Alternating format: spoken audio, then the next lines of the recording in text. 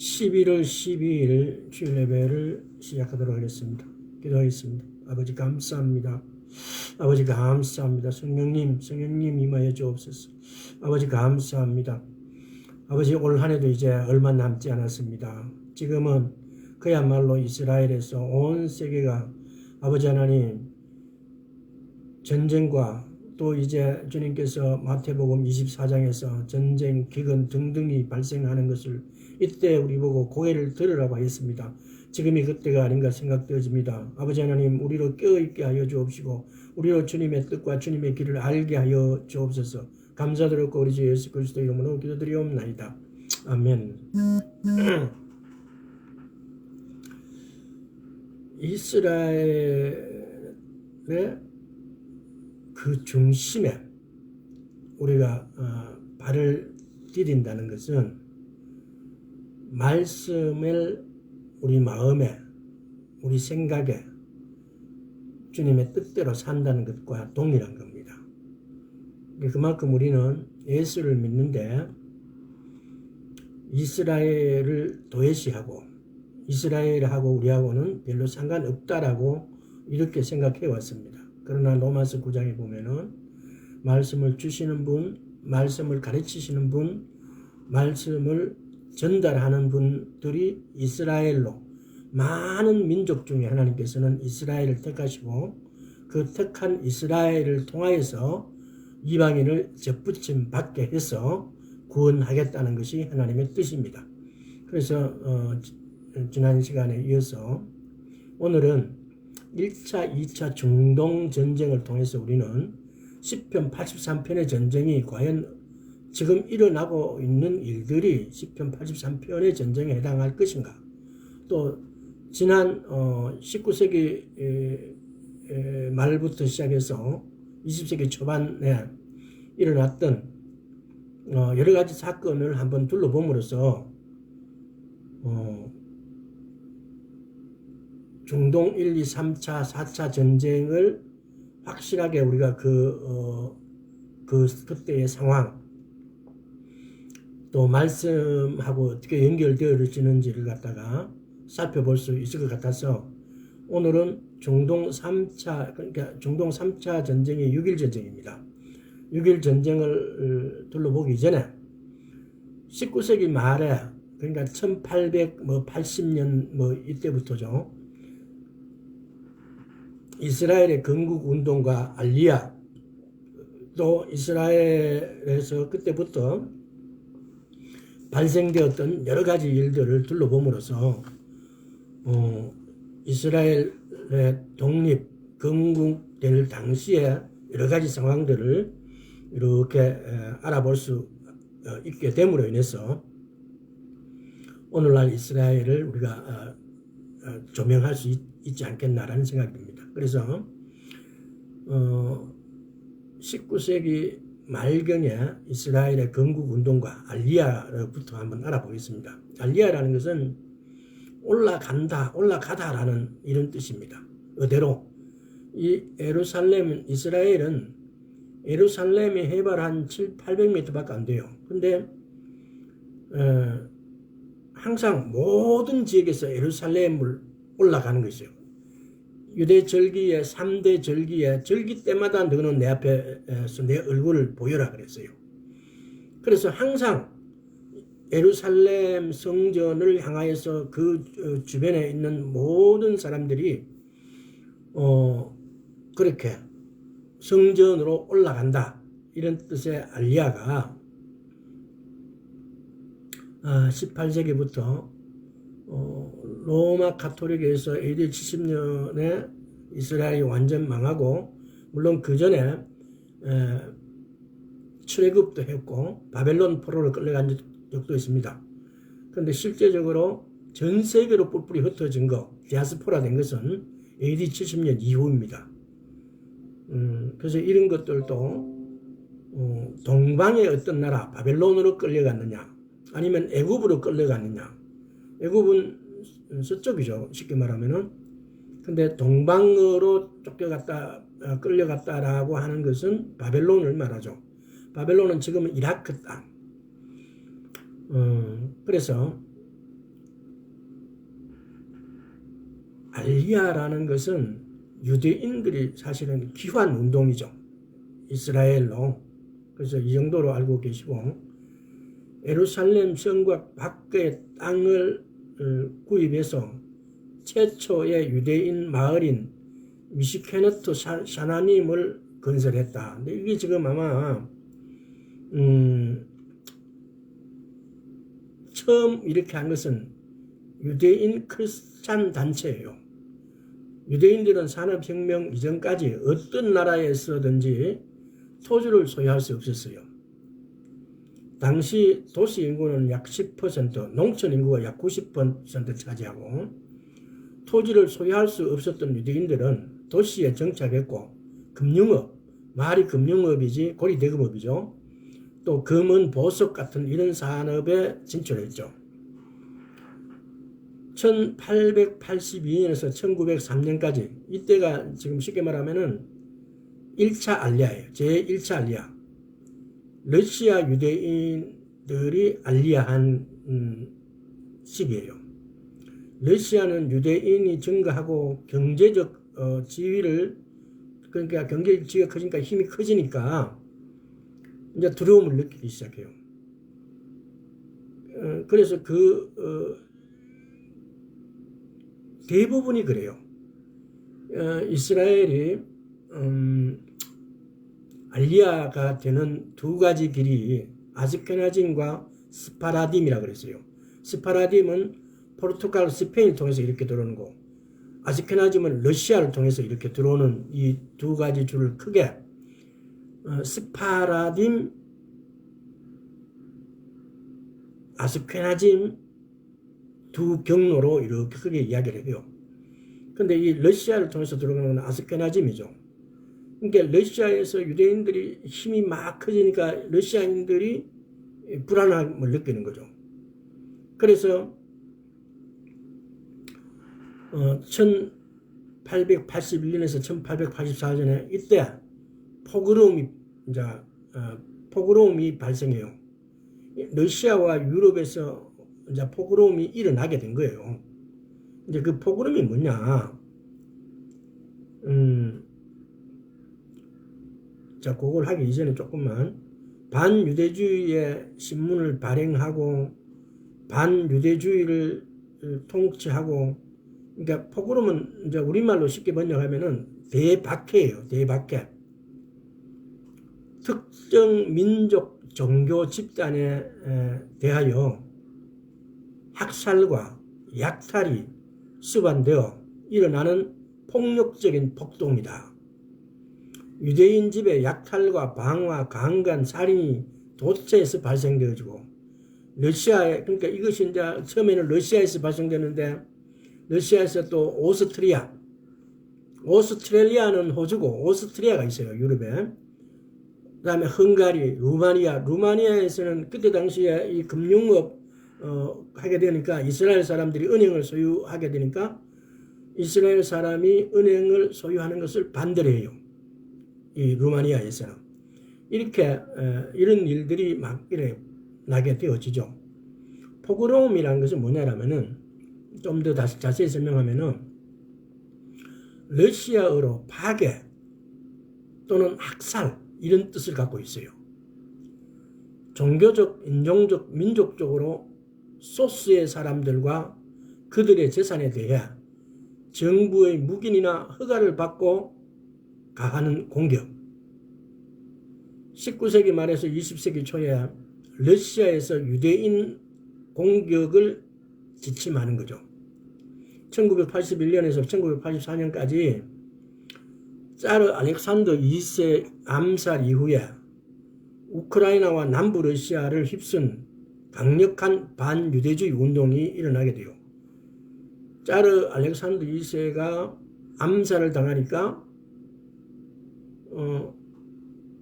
짜르 알렉산더 2세의 암살의 암살자는 유대인이 아니었고 단 한 명의 유대인이 암살자와 관련되었을 뿐인데, 이걸 유대인이 그렇게 했다라고 이렇게 소문을 내고, 하지만 유대인들에게 보복을 가하는 공식 명령이 내려졌다는 잘못된 소문을 내서 200여 개의 도시와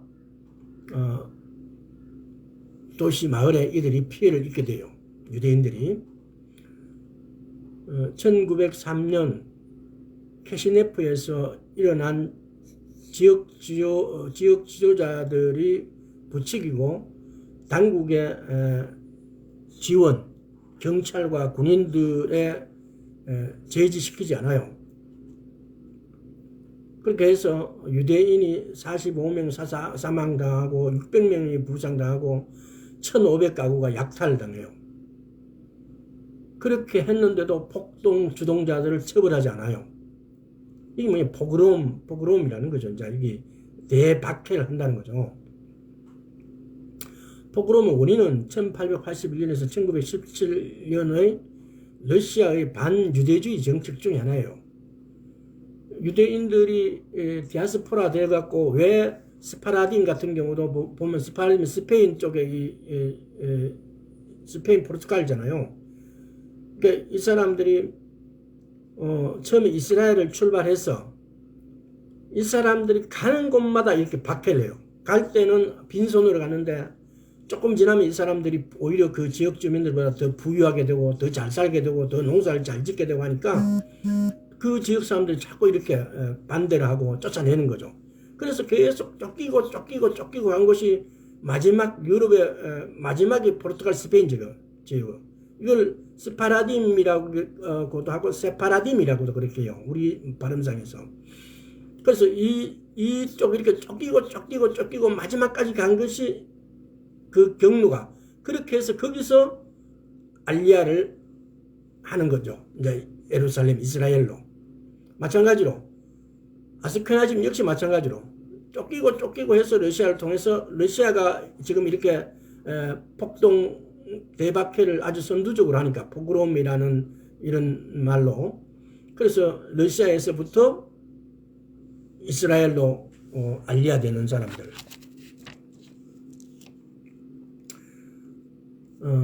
때로는 정부 경찰의 지원을 받기도 했다.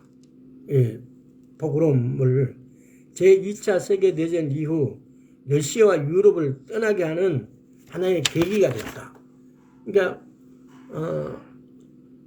지금은 이스라엘을 오늘 이렇게 쭉 이렇게 알아볼 겁니다. 알아봐서 대략적으로 있었던 사건, 사고, 왜 이스라엘을 박해를 하니까. 근데 이것도 엄밀하게 보면요, 하나님의 뜻이에요.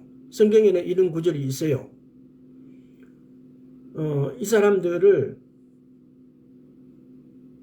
그러니까 하나님이 주시는 방법 중에는 하나님이 직접 박해했다는 뜻이 아니에요. 하나님이 직접 우리 보고 우리를 가난하게 했다는 뜻이 아니에요. 묵인하시는 거죠. 그것을 통해서 돌아오게 하는가. 우리가 지지난 시간인가 아브라함에게는 내가 지시하는 땅으로 가라고 그래요. 또 이삭에게는 그 땅에 머물면, 거하면 그래요. 거하면 복을 주신다. 야곱은 그때 에서의 어떤 것으로 인해서 자기 삼촌 집에, 그러니까 처갓집에 쉽게 말하면은 처갓집으로 피난가 있는 거죠. 그러니까 그 처갓집에 피난가 있으니까 돌아오라 그래요. 그래서 나중에 한번 또 이 이야기를 할 때가 있을 것입니다. 뭐냐면은 아브라함 언약, 이삭 언약, 야곱 언약. 성경은 보면은 언약으로 이렇게 가득 차 있어요. 시내산 언약, 출애굽할 때 시내산 언약으로부터 시작해서 그거는 물론이고 그 전에 아브라함 언약, 이삭, 야곱 언약을 해서 또 출애굽할 때는 시내산 언약이 있고 또 창세기 때도 보면은 아담과 하와인데도 별 말씀 안 하세요. 동산 중앙에 있는 나무는 너가 따먹지 말라. 이렇게 언약으로 하나님께서는 아주 간단한 말 한마디도 모든 것을 언약을 통해서 그걸 지키면은, 그걸 지키지 않으면은, 그래서 레위기 26편과 신명기 28편에 보면은 네가 내 말을 지키면, 이게 언약이에요. 내 말을 듣지 않았을 때, 않으면은 이렇게 하나님께서는 선명하게 그것을 나누어서 우리에게 말씀해 주고 계십니다. 그래서 오늘 우리가 예수 그리스도를 믿는다면은 하나님이 우리 각자에게도 언약을 다 주셨어요. 근데 그 각자의 언약을 우리가 모를 뿐이에요. 내게 만약에 그런 언약이 준 게 없다면 말씀을 보세요. 말씀에 있는 모든 언약이 나에게 주신 겁니다. 쉽게 말하면은 하나님께서 말씀에서 우리가 뭘 하나님께 받기를 원한다면은 하나님께서 우리에게 뭘 주셨는지를 알아봐야 돼요. 그래야 우리가 받을 수 있지 않겠습니까? 그래서 보세요. 건강, 치유, 마태복음 8장 17절, 이사야서 53장 등등에서 하나님께서는 치유를 우리에게 주셨어요. 또 다른 장에서 보면은 예수님께서는 부유하신 자로 가난하게 되시면 우리로 부유케 하기 위해서 우리를 부유케 하게 부유를 주셨어요. 만약에 말씀이 우리에게 부유를 주시고 건강을 주셨다면은 우리 이거 받기만 하면 돼요. 그래서 우리는 그런 구절을 찾아서 그런 구절 이꼬로 하나님의 약속이세요.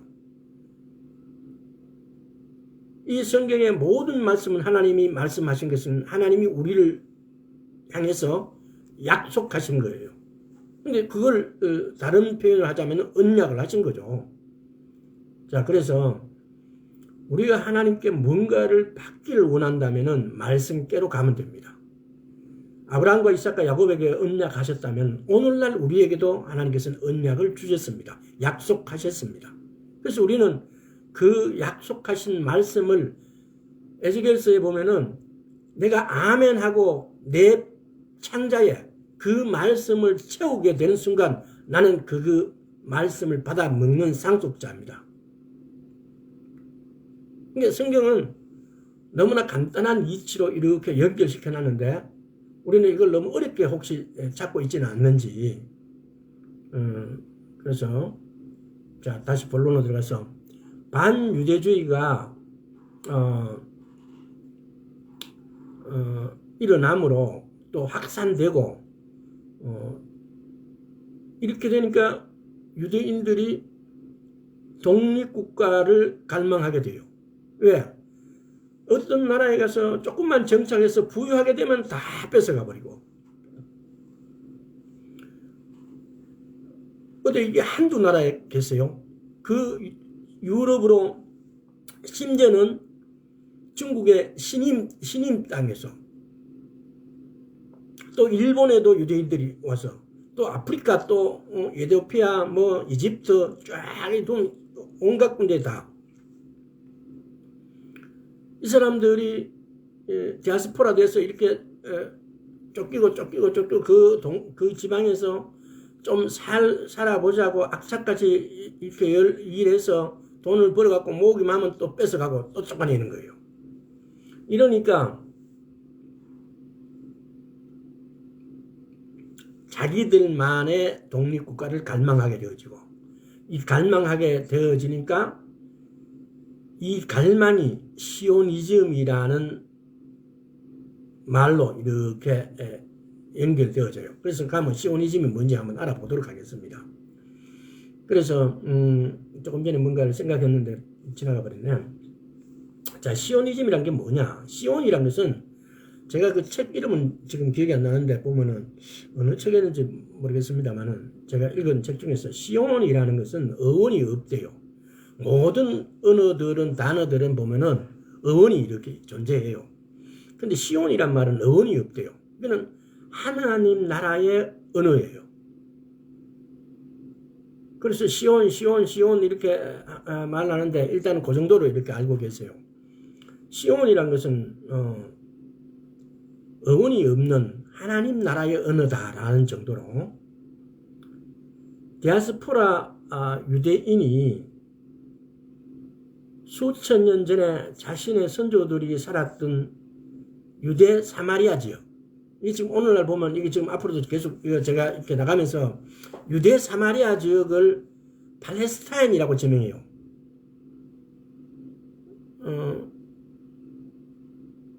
지난 시간인가 언젠가 잠시 이렇게 이야기를 한 적이 있어요. 로마 황제가 로마인들이 유대인들 그것도 핍박이고 쫓아내기 위해서 그런 거예요. 그 지역을 유대 사마리아 지역이라고 이렇게 하게 되어지면은 그것이 유대인들을 마치 인정하는 것이 되니까 그래서 그 지역을 블레셋 지역인데 이걸 팔레스타인이라고 블레셋이 팔레스타인에 변경됐다고 이렇게 말씀드린 적이 있습니다. 그래서 그걸 팔레스타인이라고 명명하게 돼요.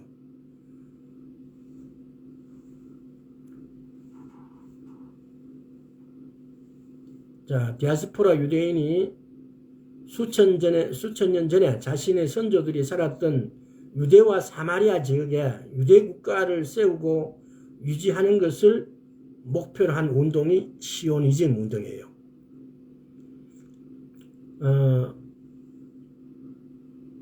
16 내지 17세기에 청교도 운동의 영향으로 성경을 문자적으로 해석하는 청교도들이 나타나기 시작합니다. 청교도라는 것은 가장 간단하게 한마디로 표현하면은 성경을 문자적으로 그대로 해석하는 교도 운동이에요. 그 사람들을 보고 왜 그 전에 나중에 또 이 부분에 대해서도 알아볼 때가 있겠지만은 유대인들의 랍비 문화 또 그 사람들이 어떤 우리만 오늘날 대한민국만 교단이 뭐 400개 500개가 막 이렇게 흩어진 게 아니고 그 사람들도 굉장히 어떤 성경 말씀 가지고 토의하고 토론하는 걸 좋아하기 때문에 막 이렇게 많은 갈래가 생겨요. 그래서 성문업법과 불문업 성문율법과 불문율법이죠. 불문율법 쉽게 말하면은 그런 게 자꾸 생겨나게 되어져요. 자, 그래서 이스라엘은 이 청교도들은 이스라엘을 물리적 이스라엘로 생각하는 유대인, 다시 말하면 이스라엘 땅으로 돌아가야 한다는 주장을 하는 거죠. 당시 가톨릭은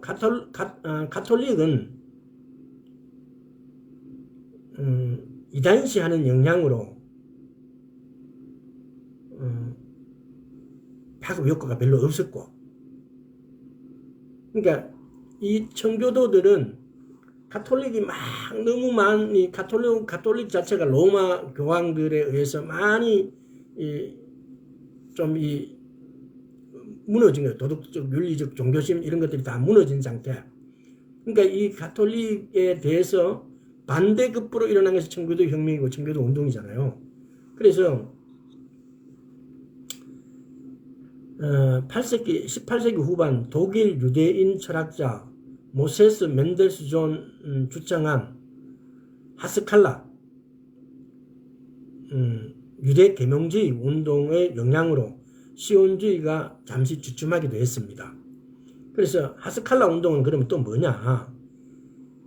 18세기 말에 나타난 유대 계명주의 운동으로 유대인들이 서양의 세속 문화에 동화되도록 유도함.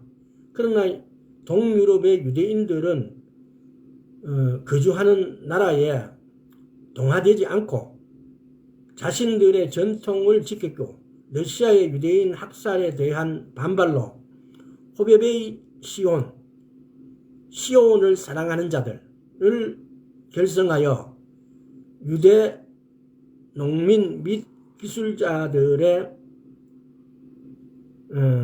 유다 사마리아 지역이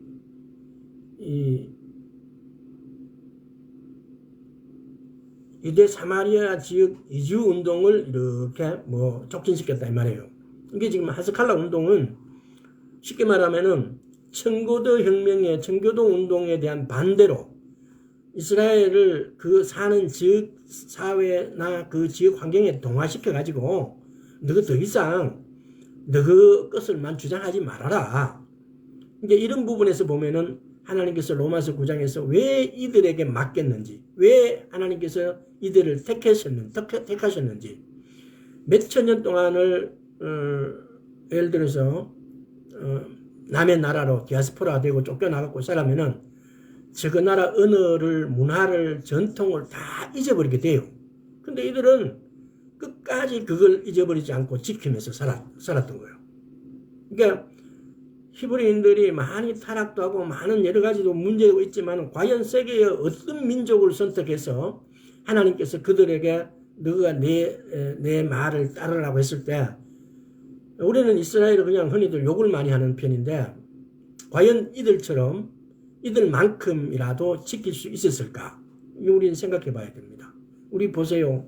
일제 36년 동안 일제에 핍박당하는데 요즘은 이제 좀 세월이 지나가서 그렇지 대부분의 한국 사람이 일본의 이름을 쓰고 우리나라 말도 잘 몰라버리고 엄청난 일이 발견돼요. 만약에 그것이 이스라엘처럼 3600년 됐다면 우리는 아마 우리의 정체성을 다 잃어버렸을 겁니다. 자, 당시에 이제 또 러시아가 반유대주의, 그래서 포그롬이 일어나는 이제 그런 원인이 되겠죠. 사실은 러시아에 사는 유대인들이 잘 살게 되어지고 또 유대인들이 진출하는 한 보석 가공 이런 것뿐만 아니라 유대인들이 공무원으로도 많이 쉽게 말하면은 진출해 있으니까 그러니까 러시아가 반유대주의에 들어가요. 중세 시대 때부터 반유대주의로 인하여 많은 유대인들이 러시아로 이주를 하게 되는데 19세기 후반 러시아에는 약 600만 명 정도 유대인들이 살고 있었죠. 근데 1882년에 게토가 만들어지게 되면서 서유럽으로 이주. 게토가 뭡니까? 게토는 유대인들만 정착하는 마을이에요. 유대인들은 가는 곳마다 가는데 10가정 이상 가면 회당을 짓는다 그래요. 그리고 그 걔네들 가는 곳마다 게토를 만들어 갖고 걔네들 문화를 그러니까 이렇게 하니까 그 민족성을 잊어버리지 않고 뿌리를 계속 내리고 살았던 거죠.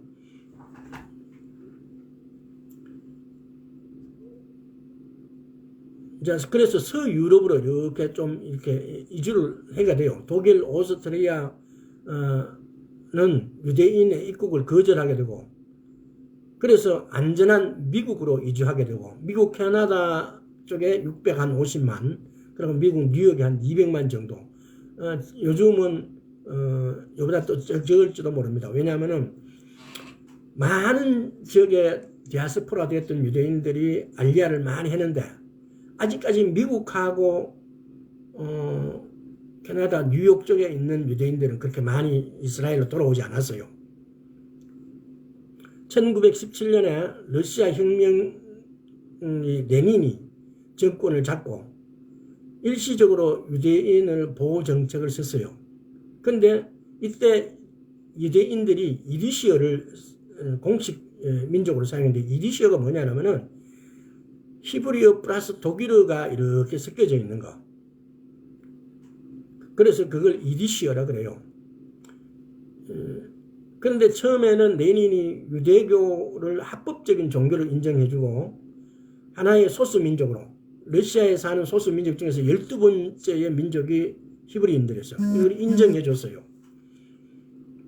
레닌은. 근데 1930년대에 스탈린이 정권을 잡으면서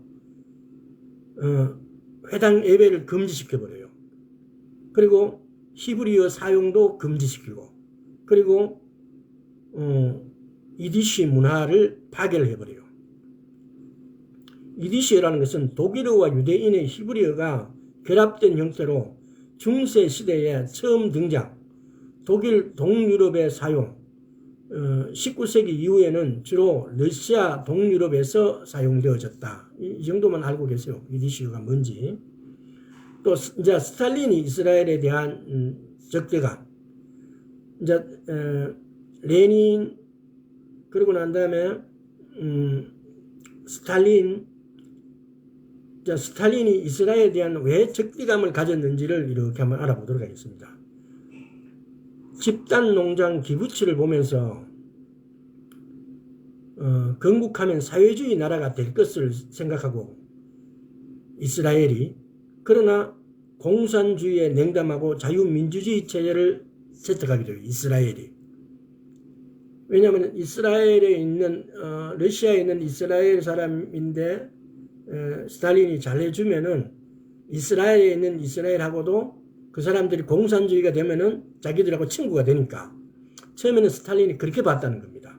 그런데 얘들이 집단농장 기부치를 하는 거 보면 공산주의 체제 같잖아요. 공동분배, 공동생산하는 거 하니까. 근데 실상은 보니까 자유민주주의를 채택하는 거예요. 러시아가 이스라엘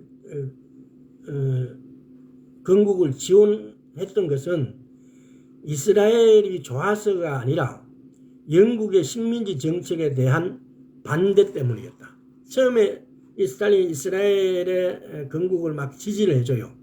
근데 이스라엘이 좋아서 그런 게 아니고 영국 식민지 정책에 대한 반대를 했기 때문에, 그 다음에 당시 석유 때문에 아랍국들과의 우족이 되어야 했고 이스라엘과는 적대적으로 돼야만 했던 거죠. 그다음 네 번째는 러시아의 유대인이 이스라엘에 대해 정치적 관심을 보였기 때문에 러시아 당국의 박해가 심해졌다. 스탈린이 처음에는 좋은 생각을 가지고 이렇게 하다가 나중에는 이스라엘하고 적대시하게 되었다 이 말입니다. 6.1 전쟁 후에 유대인 이주 신청이 늘어나게 되고 이주 신청서를 제출하게 되면은 직장이나 지역사회에 조직적으로 핍박을 했습니다. 이게 보면 이주 신청을 하게 되어지는 이주에 대한 에미그레이션, 그 이미그레이션이 있잖아요. 이미그레이션은 들어가는 거고 에미그레이션은 나가는 거잖아요. 이제 그때 소련에서 이스라엘로 가려고 하면은 이 비용을 한 사람의 1년 노동비만큼의 비싸게 줘야만이 이 이주 신청서를 받아들여요. 근데 이스라엘 사람들은 식구가 많잖아요. 왜? 이스라엘 사람들은 오늘날 우리처럼 산하제한을 하지 않아요. 다 생긴 대로 놓기 때문에. 그것이 하나님의 축복이라고 생각하기 때문에. 그것도 성경에 그렇게 기록되어 있으니까. 그래서 수수료가 이렇게 비싼데 이미그레이션을 신청하게 되면은 이게 거부하게 되면 지불했던 돈이 다 날아가 버리게 돼요. 근데 스탈린 집권 말기에 5년은 아주 광적인 핍박을 해요. 모든 유대계의 문화유산, 학교, 출판사, 유대 공동체를 없애버리려고 해요. 또 후리시초프, 스탈린 다음에 후리시초프가 집권하게 돼요. 반유대주의 대신에 반유대주의를 막 이렇게 하는 게 효과적으로 이걸 경제범으로 몰아가지고 이 개념을 살짝 바꿔요. 왜냐면은 반유대주의로 갖고는 어떻게 막 이렇게 법적으로 이렇게 어떻게 처벌을 못하니까. 근데 경제범으로 이렇게 취급을 하게 되어지면은 사용도 시킬 수 있고 강제 구금도 시킬 수 있으니까 많이 편법적으로 막 이용하는 거죠. 1964년에는 브레즈네프가 집권하게 돼요. 공산주의의 이념이 유대 문화, 종교를 대체할 수 있을 거라 생각해요. 왜냐하면 이 사람들은 공산주의들은 유물론 사상이잖아요. 이 사람들은 종교는 마약이라 그러잖아요.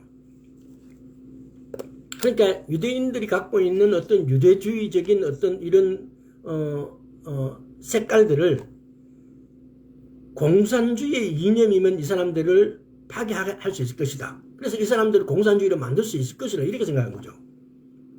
그런데 이 기대가 어긋나자 정부 관계에서 유대인을 몰아내고 이제 정부 기관에서 유대인을 몰아내고 차별하기 시작합니다. 유대인의 이민을 일부는 허용하고 1970년에는 약 25만 명 정도의 유대인이 이주를 하게 됩니다. 이스라엘로. 그 다음에 유리 안드레포프가 집권하면서 1970년에서 80년 사이에 다시 유대인 이민 정책을 제안하게 되십니다. 지금 왜 이렇게 쭉 이렇게 말씀드리는 것은 러시아가 유대인들을 그렇게 핍박하니까 어떤 일이 생길 거예요. 그래서 아시케나즘 유대인들이 돌아오게 돼요. 디아스포라 됐던 유대인들이 알리아를 하게 되어진 겁니다. 이런 핍박에 하니까 러시아 유대인들이 돌아오게 되어진다 이 말입니다. 자, 다시 이제 이 시온주의에 대해서도 이렇게 한번 알아보겠습니다. 이게 시온주의를 주장한 사람이 누구냐? 제일 처음으로 주장한 사람이 테오도르 헤르츠래요. 시온주의는 정치적 정기를 만든 사람은 오스트리아 언론인 출신의 유대인 테오도르 헤르츠리예요. 쉽게 말하면 시온주의의 아버지라고도 그래요.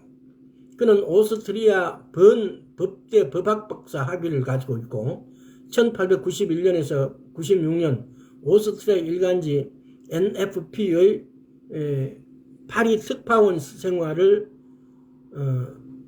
중에 드레퓨시 사건을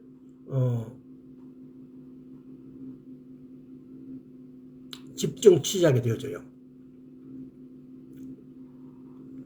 그럼 드레퓨시 사건을 좀 이따 알아보도록 하겠습니다.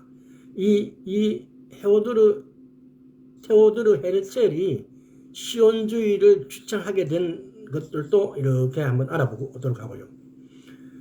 당시에 드레퓨시에게 죽음을이라고 외치는 것을 목격하고 유럽에서 반유대주의에 소멸될 수 있을 것이란 기대를 버려야 함을 인식했다.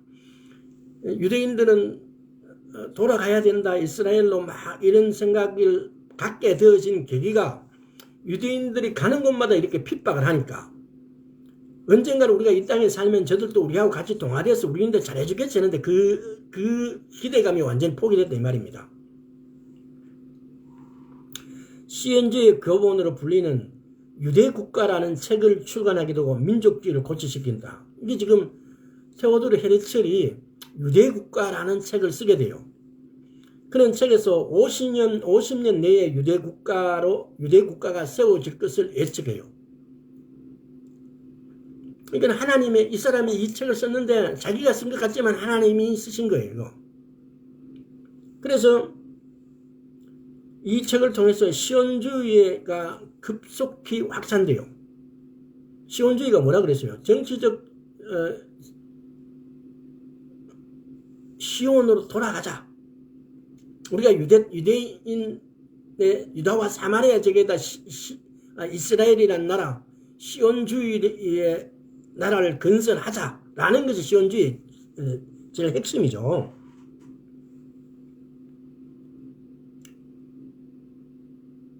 그래서 영국 유대인 금융가 로스차일드 남작, 프랑스 유대인 부호 모리스 드 이르시 등의 팔레스타인 지역 토지 매입을 위한 유대 정착기금 재정 지원 요청하게 됩니다. 이 지금 로스차일드 가문은 나중에 또 굉장히 유명한 가문이잖아요. 근데 이 가문들이 어떤 역할을 하고 있고 나중에 쉽게 말하면 이 부분들이 또 적그리스도의 개념으로 성경의 어떤 부분에서는 유대인 행세를 하는 어떤 이런 부류로 나와요. 그러니까 로스차일드 가문은 지금 현재 미국 달러하고도 굉장히 연관이 있습니다. 이게 나중에 그런 부분들은 다시 이야기를 하겠습니다. 1882년부터 로스차일드 남작이 팔레스타인 지역의 토지를 매입을 시작하게 됩니다. 1897년 헤르첼은 스위스 바젤에서 제1차 시온주의 대회를 개최하게 되고 초대 의장에 선출되어집니다.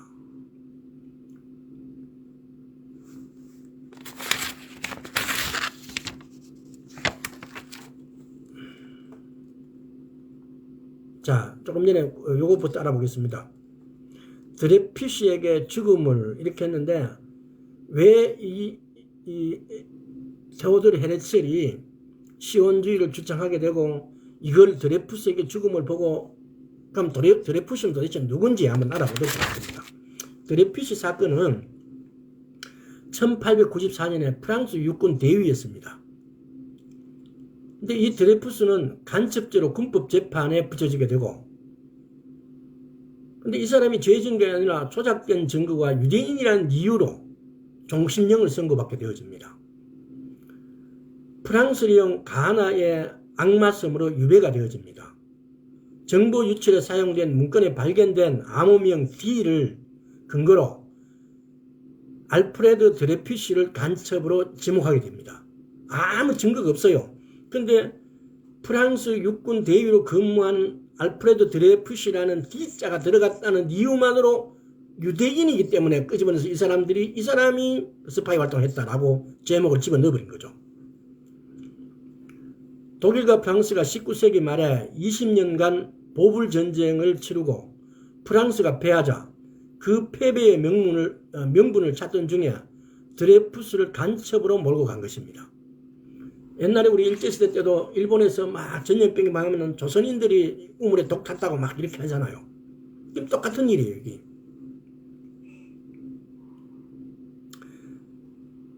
재판 끝난 지 15개월이 지난 1896년 3월에 참모본부 정보국 피가르 중령이 진짜 간첩 에스테라지를 적발하게 됩니다. 이 진상을 상부에 보고하고 에스테라지를 체포하고 드레푸스에 대한 재판을 다시 열자고 주장했으나 군 당국은 체면 지키기 위해 그대로 묻어두게 되어집니다. 묻어두기를 원하는 거죠. 피가르 중령은 증거 자료를 신문사에 제공해서 세상에 알려지게 되어집니다. 에밀 졸라는 1898년에 중소신문 로르르라는 말을 우리말로 번역하면 여명이에요. 우리도 여명이라는 이런 게 독립하고 난 다음에 막 그 시기 때 이런 어떤 신문, 선동지 이런 게 많이 생긴 거죠. 이 여명 로르르 신문에 나는 고백한다라는 제목으로 대통령에게 공개 편지를 써요. 에밀 졸라 군법회의를 몰아가겠다는 이유로 에밀 졸라도 징역 1년을 받아요. 마침내 1904년에 재심 청구하게 되고 1906년에 최초 재판소 드레피쉬 무죄 선고를 하고 체포된 지 12년 만에 드레피쉬가 풀려나게 된 거죠. 이것이 드레피쉬 사건이에요. 이 사건을 본 테오도르 헤르첼이 우리가 여기서 더 이상 여기서 살면 안 되겠구나. 우리가 독립을 해야 되겠구나. 해서 이 사람이 유대국가라는 책을 쓰고 시온주의를 주창하게 되고 제네바 스위스 바젤에서 시온주의 제1차 운동을 하게 된 겁니다. 자, 이 대회 시온주의는 팔레스타인의 국제법으로 보장되는 유대인의 조국을 건설하고자 한다고 선언합니다. 다시 읽어드릴게요. 시온주의는 팔레스타인의 국제법으로 보장되는 유대인의 조국을 건설하고자 한다라고 선언하게 되죠. 시온주의의 바젤 강령을 세웠다. 이런 유대인의 조국을 건설하겠다는 제1차 스위스 바젤에서 제1차 시온주의 대회에서 이렇게 바젤 강령을 세우게 된 거죠. 1903년에 영국 정부는 동아프리카의 영국 식민지 우간다의 일부 지역을 정착지로 줄 테니까 이걸 제의해서 너가 여기다가 너가 국가를 세워라 그랬어요. 우간다에다가. 그의 말대로 1948년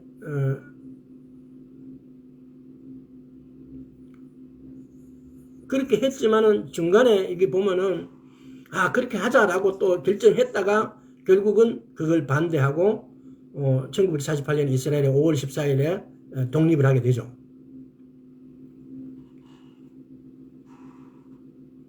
역시 이 테오도르 헤르첼도 자신과 가족을 예루살렘으로 이장해 줄 것을 유대인들에게 부탁해요. 창세기 50장에 보면은 요셉이 죽을 때 너가 이 땅에서 애굽에서 나갈 때 내 시체를 가지고 나가라 하니까 창세기 50장에 보면은 그걸 요셉이 유언처럼 써놔요. 그것을 그대로 지켜줘요. 테오도르 헤르첼 마찬가지로 자기가 죽으면은 이 땅에서 자기 시체를 가져가기를. 그러니까 테오도르가 약 44세에 죽게 되어요. 일찍 죽어요, 이 사람이. 시오니즘 강령은 그럼 뭐냐? 유대민족의 고향인 팔레스타인에 국제법상 공인된 합법적인 유대 국가를 건설하여 모든 유대인들에게 생활의 터전과 보호를 제공하고 유대인의 전통적 가치관에 바탕을 둔 이념 사회를 건설하자고 노력하는 것이 시오니즘이에요. 그러니까 제가 시온이라는 것은 의원이 없는 하나님 하늘나라의 도시 이런 말이죠. 이 시오니즘의 강령이 그런 거예요. 그래서 그래서 이스라엘의 건국과 알리아를 쭉 이렇게 한번 알아보도록 하겠습니다. 이게 지금 왜 제가 이런 걸 이렇게 하냐면은 1차, 2차, 3차, 4차 중동전쟁이 일어나실 그 전과 그 중간에 이스라엘 사람들이 그냥 우리가 알리아 해갖고 이스라엘 나라로 간 게 아니고 이렇게 핍박을 받고 어떤 나라에 들든지 들어가면 쫓겨나서 그 나라에 들어가고 또 초막을 짓고 좀 살만하면 또 쫓아내고. 그러니까 2000년 동안 이렇게 쫓겨서 나간 것이 그 경로가 스파라딤이라는 경로가 있고 아스페나즘이라는 경로가 있다 이 말입니다. 그래서 제1차 알리아는 유럽에서 이렇게 나오는 주도한 거죠. 1882년에서 1903년에 약 21년 동안 약 3만 5천 명이 유대인이 팔레스타인으로 알리아한 겁니다. 지금 저희가 보면은 이 팔레스타인이라고 발음하는 게 원칙으로 맞지 않아요. 사실은 유대 사마리아 지역이라 그래야 돼요. 근데 오늘날 이것이 거의 대명사가 돼가지고 팔레스타인이라고 이렇게 해버리니까 몇 번 이야기했죠. 블레셋이 팔레스타인. 팔레스타인은 유다와 사마리아죠. 이스라엘의 가장 12지파 중에서 유다 지파와 사마리아 지파는 에브라임 지파예요. 이 유대 지파와 에브라임 지파의 대표 지파가 거주했던 땅이 유다와 사마리아 지역이에요. 유대와 사마리아 지역이에요. 근데 이걸 팔레스타인으로 바꿔버린 거예요. 그러니까 일제세 때 일본 놈들이 우리인데 창씨 개명하고 막 그 도로나 지명 이름을 바꿔버리듯이 지금 이렇게 한 거예요. 왜? 로마 황제인데 보고가 올라온 거죠. 저 사람들은 맨날 가만 놔두면은 맨날 데모만 하고 반란만 일으킨다. 그래서 그 유대인 지역명을 바꿔버린 거예요. 유대와 사마리아 지역을 팔레스타인으로 바꿔버린 거예요. 1903년 영국은 유대인 국가 건설 후보지로 우간다로 아까 좀 얘기했죠. 제안했으나 시온주의자들은 심하게 분열하고 1903년에 제6차 시온주의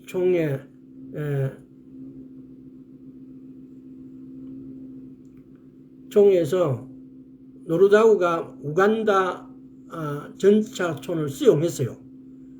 이후에 헤르첼은 1904년에 44세로 사망하게 되어지고 1907년 제7차 시온주의 총회에서 우간다안은 부결되고 우리가 돌아갈 곳은 오직 팔레스타인 밖에 없다라고 나는 이 안건이 통과가 돼요. 그러니까 그런 후에 이 시온주의가 유럽 전체로 이제 확산이 돼요. 1905년 러시아 유대인이 피오 151 혁명, 1909년에 최초의 기부처 드가나야와 텔아비브가 건설되어집니다. 이게 지금 아마 제2차 알리아하고 이때 일어난 겁니다. 영국은 1917년 11월에 벨푸어 선언으로 팔레스타인 지역에서의 유대민족 국가 수립을 지지하게 됩니다. 그러니까 이게 우리가 이 과정에서 영국의 정치 처세술을 우리가 이렇게 봐야 됩니다. 왜냐하면 그 전에 국제연합이 생기기 전에 국제연맹에서 영국이 그 당시에 이스라엘 지역을 통치하고 있었으니까요. 왜 그 전에 영국 이전에 오스만 터키 제국이 다스리고 있는 것을 영국이 오스만 터키를 몰아내고 영국이 다스리게 되었죠. 오스만 터키 이전에는 그럼 어디가 다스렸어요? 로마가. 이게 참 복잡한 역사가 많이 끌려있는데 이게 한마디로 이렇게 단축하니까 그런 정도로 이렇게 이해를 하고 계시면 돼요. 벨푸어 선언은 그럼 뭐냐? 자, 벨푸어 선언 알아보겠습니다. 벨푸어 선언은 영국이 미국에 사는 유대인들의 관심을 사서 미국으로 하여금 제1차 세계대전에 참전토록 하는데 목적이 있어요. 미국에 사는 유대인들이 돈도 많고 정계에 힘이 있으니까, 그리고 제1차 세계대전 전쟁에서 영국은 유대인으로부터 두 가지를 지원받아 갖고 승리할 수 있게 되죠. 프리메이슨 유대인 로스차일드가 은행에서 재정을 지원받고, 두 번째는 이스라엘 초대 대통령에 당선된 하임 와이즈만 박사가 제1차 세계전 당시에 폭발물 제조의 주 원료인 인조 아세톤을 대량으로 생산 가능한 방법을 기술을 갖고 있었어. 이것 갖고 TNT를 만드는데 총이 있어도 총알이 없으면 전쟁에서 승리할 수가 없잖아. 이 TNT를 만드는 총알에 아세톤이 들어가요. 요즘 우리 여성들 손에 아세톤 갖고 매니큐어를 막 지우는데, 그 아세톤을 이 TNT를 만드는 재료에 들어가야 돼요. 근데 당시에는 이 TNT를 만든 아세톤을 갖다가 어떻게 구했냐면요, 옥수수 1톤에서 아세톤은 뭐 불과 몇 그램 받고 못 구해요. 그만큼 농산물로 아세톤을 이렇게 추출하는데, 그런데 이 와이즈만은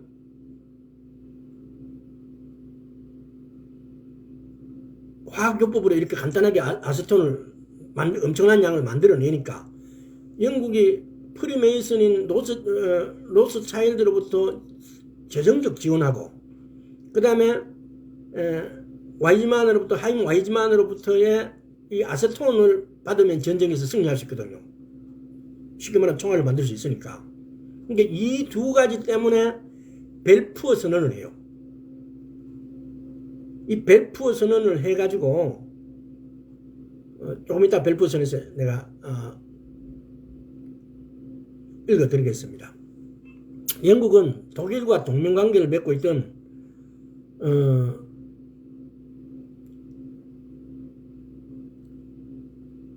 오스만 투르크 후방에 있는 아랍인들의 반란을 지원을 요청하면서 아랍인들에게도 팔레스타인의 독립국가를 세워줄 것을 약속해서 1915년에 맥마흔 선언을 하게 됩니다. 그러니까 쉽게 말해서 영국이 유대인들에게는 1917년에 벨푸어 선언을 해갖고 아랍인들에게는 맥마흔 선언을 통해 가지고 전쟁 끝나고 내가 너희인데 이 땅을 줄게. 너희 독립국가 만들어라. 이스라엘인데도 전쟁 끝나면 너희 유대 사마리아 지역을 줄게. 독립국가 세워라. 이렇게 두 가지 약속을 하게 되어져요. 또한 1916년에는 영프 러시아 상국이 사이크스 파코 협정을 통해 중동 지역 영토 할당과 지역을 분할하기로 협의하는 모순된 외교 정책을 펼쳤다. 이러한 결과가 2.8 분쟁을 초래했고 지금까지 계속되고 있다는 거예요. 오늘날 이스라엘에서 전쟁이 일어나고 팔레스타인 가자지구 그리고 이렇게 전쟁이 일어나는데 이 뿌리가 영국이에요. 지금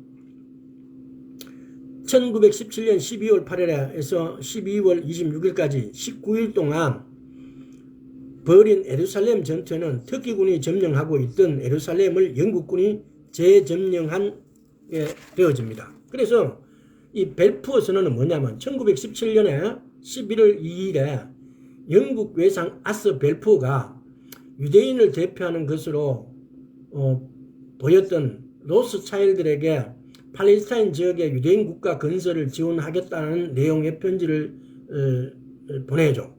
벨푸어는 편지에서 유대인들이 영국의 전쟁 수행을 지원하게 되면은 로스차일드 네가 재정적 지원해주고 너가 무기 만드는 아세톤을 우리한테 공급하게 되어지면은 주면은 팔레스타인의 유대인들의 조국을 세우는데 호의를 베풀 것이며 그 목적을 달성하기 위해 최선을 다할 것이라고 이렇게 밝혀요.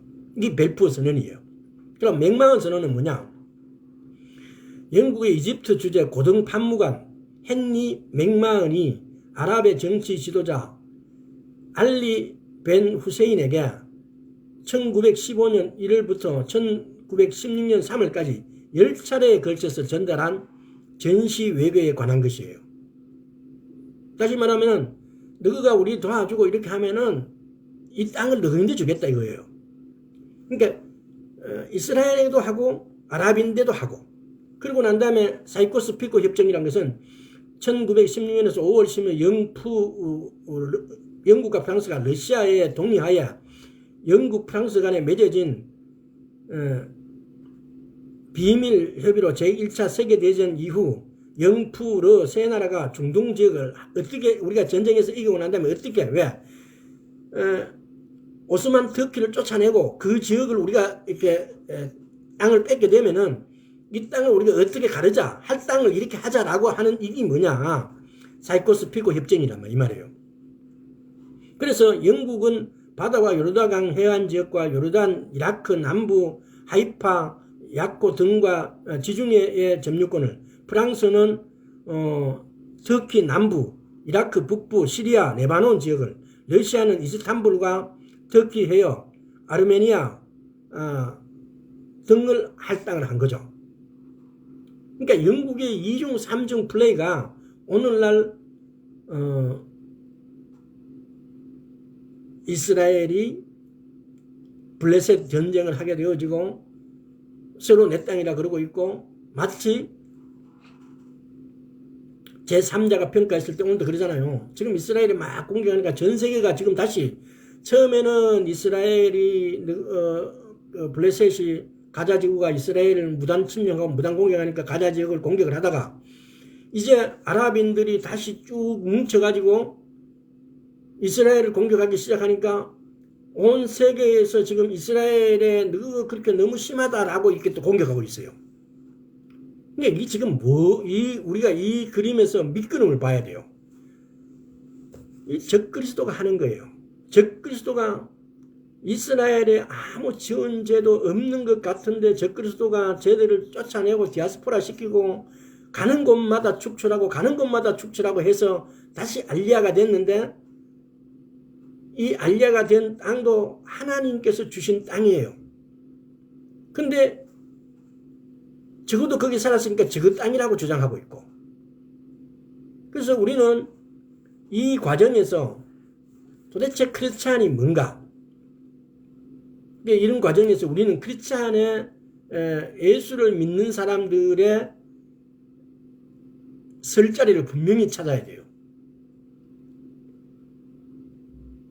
출애굽기 32편입니까? 모세가 나갈 때에 여호와 편에 설 자는 여기 붙어라 그랬어요. 근데 그 전에 창세기 48장에서 49장 이렇게 보면은 레위 지파는 야곱이 막 욕을 해요. 저주를 받아라 그래요. 그런 지파인데 모세가 여호와 편에 선자는 여기 붙어나니까 레위 지파가 다 나와버려요. 붙어버려요. 그래서 레위 지파가 그때에 자기들이 저주를 받은 족속에서 제사장 지파가 돼버려요. 자, 그래서 12월 8일 영국군이 이제 영국이 터키가 지배하고 있는 쪽을 공격하게 돼요. 그러니까 영국군 비행기가 예루살렘 상공에 날아들자 난생 처음 비행기를 본 터키 군인들은 주력량을 쳐버리게 돼요. 그런데 이 구절이 이사야서 31장 5절에 세계가 날개를 치며 그 새끼를 보호한 같이 나 만군의 여호와가 예루살렘을 보호할 것이라. 그것을 호위하며 건지며 뛰어넘어 구원하리라 하셨나니, 이 말씀이 그대로 성취가 되어버린 거예요. 또 제1차 세계대전이 1918년 11월 11일에 영국의 승리로 이제 끝나게 되어져요. 지금 시간이 이렇게 돼서 아무래도 오늘 여기까지 하는 것이 맞는 것 같습니다. 그리고 여기서부터는 다음 주에 한 번 더 시간을 갖도록 하겠습니다. 오늘 내용이 상당히 많아서 그러나 19세기 말에서부터 시작해서 20세기 중반, 그러니까 예루살렘 1948년 5월 14일에 이스라엘이 독립하고 70년 80년대까지 이런 전체적인 이스라엘 그 땅에서 일어난 대략적인 일, 그들이 디아스포라 됐다가 알리아 하는 이 상황을 알아야만이, 그리고 난 다음에 중동 제3차 전쟁을 공부해 보면은 이스라엘의 상황을 우리가 또 면밀하게 파악하게 되고, 왜 우리가 이스라엘 편에 서야 되는지를 선명하게 결정할 수 있을 것 같아서, 이렇게 해서 19세기 후반부터 시작해서 이스라엘이 당했던 여러 가지 디페르스 사건, 벨푸어 선언, 맥마흔 선언, 사이코스 피코 협정, 모샤브 이런 여러 가지 우리가 중고등학교 때, 고등학교 때 배운 사람들이 있을 것입니다. 그러나 또 시간이 많이 지나서 이런 사건들을 통해서 이스라엘에 당한 일, 이스라엘에서 일어났던 일들을 한번 짚어봄으로 해서 왜 그들이 알리야를 할 수밖에 없었는데, 근데 그 알리야를 할 수밖에 없는 일이, 이것이 우리 가슴에, 우리 마음에는 하나님께서 말씀하고 계신다는 사실을 우리가 받아들여져야 됩니다. 저들이 구속을 당하다 보니까 이렇게 가서 독립국가를 세우겠다 이런 게 아니고, 하나님께서 일하고 계시는, 하나님께서 디아스포라 됐던 이스라엘 백성을 고토로 회복시키고 있는, 하나님께서 언젠가는 너네들을 고토로 내가 회복시키다는 구절들이, 이 약속들이 몇 군데 담겨 있어요. 근데 이 고토로 회복시키는 과정에 하나님 말씀이 있었기 때문에 하나님께서는 그 말씀대로 실천하고 계시는 거예요. 우리는 이 과정을 통해서 그걸 하나님의 말씀이 성취가 되고 있고 하나님의 약속이 성취가 되어 있다는 이 과정을 우리 마음에 가득해야 된다는 겁니다. 그러니까 이렇게 되어질 때 우리가 성경 위에 우리 두 발을 딛고 서게 되어 있다는 겁니다. 되어 있다는 사실을 우리가 알게 된다는 겁니다. 그래서 많은 아직도 예수를 믿는 사람들이, 왜 저 이스라엘은 저렇게 전쟁을 해갖고 억울하게 사람들을 죽이고 왜 저렇게 나쁜 짓 하는 사람들은, 이 근본이 뭔가가 잘못됐어요. 적그리스도 편에 서 있는 거예요. 근데 우리는 이스라엘에 쫓겨났다가 다시 돌아오고 이런 과정이, 하나님이 내가 너희를 고토로 회복시킬 것이다. 이사야서, 에레미야서 등등에 보면은 하나님의 약속들이, 이렇게 가득한 약속들이 성취되고 있다는 거. 에스겔서 38장, 37장, 38장 등에서도 고토로 회복시키고 있다는 거.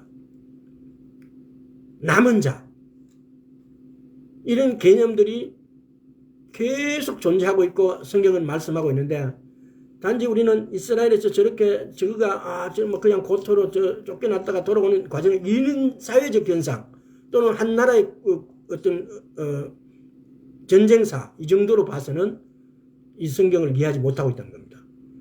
하나님의 역사가, 하나님의 말씀이 성취되고 있다는 사실을 받아들여야 된다는 겁니다. 오늘 여기까지 하도록 하겠습니다. 아버지 하나님 감사합니다.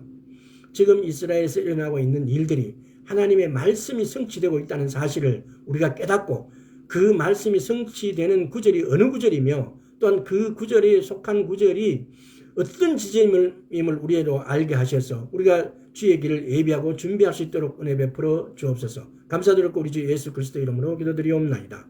아멘. 오늘 여기까지 하겠습니다.